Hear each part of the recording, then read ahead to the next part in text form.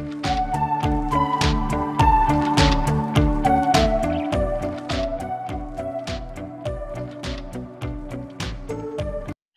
বন্ধুরা, ভিডিওটিতে ক্লিক করার জন্য প্রথমে জানাই তোমাদেরকে অসংখ্য ধন্যবাদ। আশা করি তোমরা প্রত্যেকে ভালো আছো এবং কি সুস্থ আছো।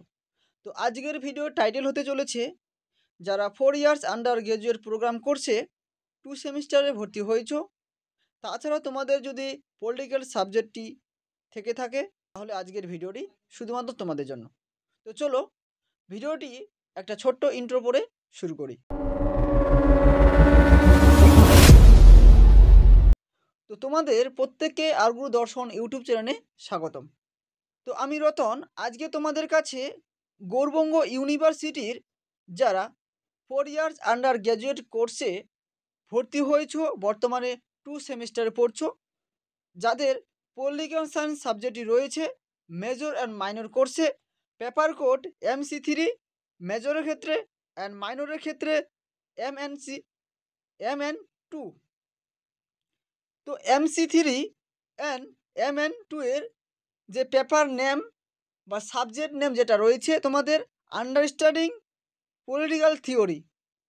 তো আজকের এই সাবজেক্ট নেম থেকে তোমাদের কিছু গুরুত্বপূর্ণ অর্থাৎ ইম্পর্টেন্ট কিছু প্রশ্ন তুলে ধরবো আজকের এই ভিডিওতে। তো তোমরা ভিডিওটি স্কিপ না করে প্রথম থেকে শেষ পর্যন্ত ভিডিওটি সম্পূর্ণ দেখো, আর পারলে তোমরা সেই প্রশ্নগুলো খাতায় নোট ডাউন করে নিও। তো চলো সেই প্রশ্নগুলো আমরা দেখে নিই। তো প্রশ্নগুলো দেখার আগে তোমাদের কাছে একটা ইম্পর্টেন্ট কথা না বললে ভিডিওটি অসম্পূর্ণ হয়ে যাবে।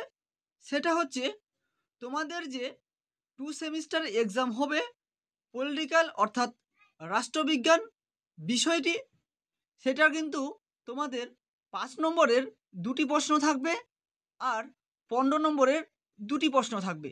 তো আজকের ভিডিওতে আমি এমন কয়েকটি 5 নম্বরের আর 15 নম্বরের কিছু প্রশ্ন তুলে ধরবো, যেগুলো প্রশ্ন তোমরা পড়লেই তোমাদের হয়তো 2 সেমিস্টারে এক্সাম 100% ভালো হবে।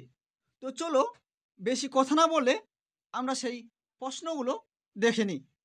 তো প্রথম যে তোমাদের প্রশ্ন রয়েছে বিভাগ ক এর মধ্যে, সেটা হচ্ছে রাজনৈতিক তত্ত্বের সংজ্ঞা দাও।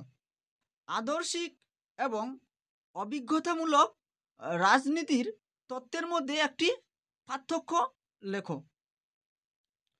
পরে যেটা রয়েছে তোমাদের, সেটা হচ্ছে রাজনৈতিক তত্ত্ব কাকে বলে, রাজনৈতিক তত্ত্বের গুরুত্ব আলোচনা করো। তারপরে যেটা রয়েছে রাজনৈতিক তত্ত্বের প্রকৃতি ও পরিধি আলোচনা করো। পরে যেটা রয়েছে সেটা হচ্ছে সার্বভৌমত্বের মনোবাদী দৃষ্টিভঙ্গি কি, কিভাবে বহুত্ববাদীরা সার্বভৌমত্বের মনোবাদী দৃষ্টিভঙ্গির আলোচনা করেন।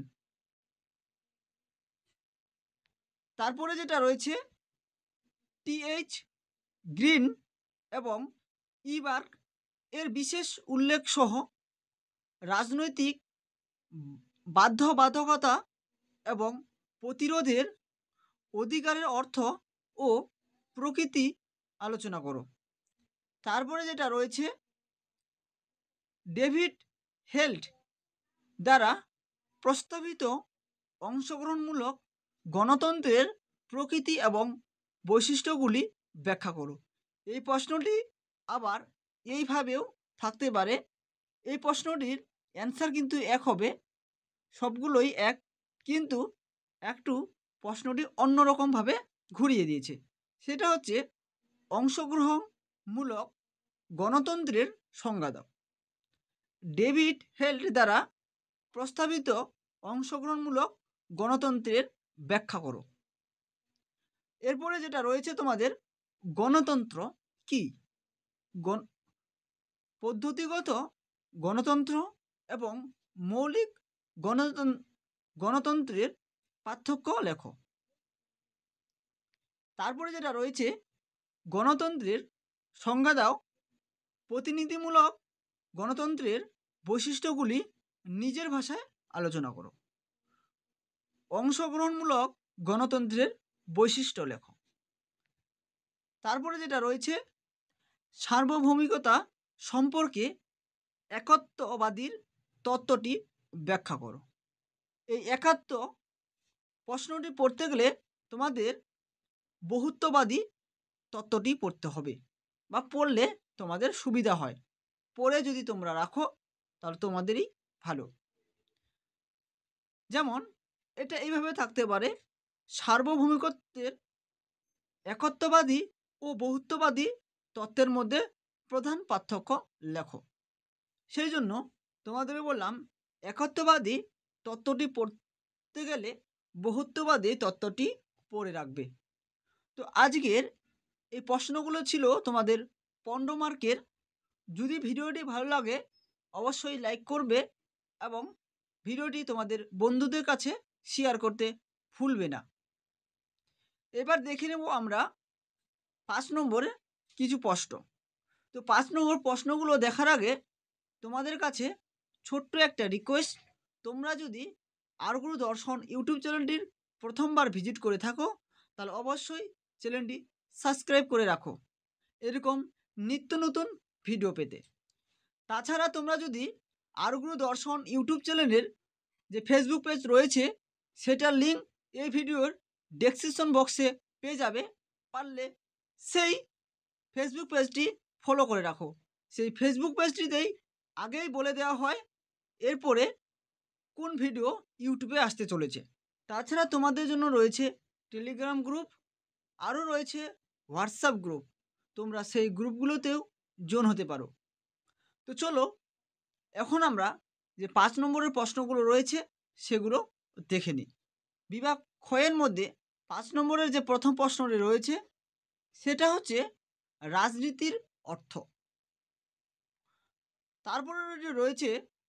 তারপরেটি রয়েছে নারীবাদী রাজনৈতিক তত্ত্বের বৈশিষ্ট্য। তাছাড়া রয়েছে স্বেচ্ছাকৃত গণতন্ত্রের বৈশিষ্ট্যগুলি আলোচনা করো। তাছাড়া রয়েছে তোমাদের বিশ্বায়নের ধারণা। আরও রয়েছে পদ্ধতিগত গণতন্ত্রের অর্থ এবং প্রকৃতি। তাছাড়া রয়েছে পদ্ধতিগত গণতন্ত্রের সুবিধা এবং অসুবিধাগুলো তোমরা পড়ে রাখতে পারো। আরও রয়েছে নারীবাদের অর্থ। তাছাড়া রয়েছে আরও তোমাদের সার্বভৌমত্বের বহুত্ববাদী তত্ত্বের অর্থ। এরপরের প্রশ্নটি হচ্ছে তোমাদের জন্য গণতন্ত্রের শ্রেণীবিভাগ। তোমাদের জন্য শেষ প্রশ্ন 5 নম্বরের যেটা রয়েছে প্রতিনিধিমূলক গণতন্ত্রে বলতে যা জানো লেখো। আশা করা যায় প্রশ্নগুলো সবগুলোই অল্টারনেট করা রয়েছে বা কিছু কিছু একই রয়েছে। তো তোমরা এই প্রশ্নগুলোই আপাতত পড়ো। তো তোমাদের জন্য আবার কিন্তু আমি এই সাবজেক্টটির বা এই পেপার কোডটির সাজেশন ভিডিও নিয়ে আসব। তো সাজেশন ভিডিও কখন হয় তোমরা অবশ্যই সেটা জানো, সেটা হয় পরীক্ষার 15 দিন থেকে 1 মাস আগে। তো পরীক্ষার 1 মাস আগে বা 15 দিন আগে তোমাদের জন্য আমি সাজেশন নিয়ে আসব। তো আপাতত তোমরা এই প্রশ্নগুলি পড়ো। এই প্রশ্নগুলো থেকে তোমাদের কোনগুলো সাজেশনের জন্য পড়বে বা কোনগুলো ভেরি ভেরি ইম্পর্ট্যান্ট রয়েছে সেটা অন্য কোনো এক নতুন ভিডিওতে আলোচনা করে দেব। এই প্রশ্নগুলোর অ্যান্সার যদি তোমরা নিতে চাও তাহলে অবশ্যই হোয়াটসঅ্যাপ গ্রুপে জয়েন হয়ে তোমরা সেখানে পার্সোনালভাবে হোয়াটসঅ্যাপে মেসেজ করতে পারো। তাছাড়া আরেকটা কথা বলে রাখি, এই প্রশ্নগুলোর অ্যান্সার নিতে গেলে কিছু কিন্তু মূল্য দিতে হবে। 100 থেকে 150-র মধ্যেই দিলেই এই প্রশ্নগুলোর অ্যান্সার তোমরা বা পিডিএফ পেয়ে যাবে। তো আজকের ভিডিওটি এখান থেকে শেষ করছি। দেখা হচ্ছে তোমাদের সঙ্গে অন্য কোনো এক নতুন ভিডিওতে।